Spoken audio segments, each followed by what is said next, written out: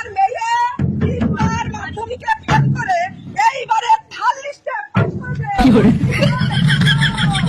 আমার মেয়েরা সবাইকে শোনো, তিনবার ফেল করে একবার পাস করেছে মাধ্যমিকে, থার্ড লিস্টে পাস করেছে। বলেছে আমার মেয়ে ফেল করবে, ফেল করবে, ফেল করবে। দিয়ে দিলাম, আমার মেয়ে পাস করেছে। আমার মেয়ে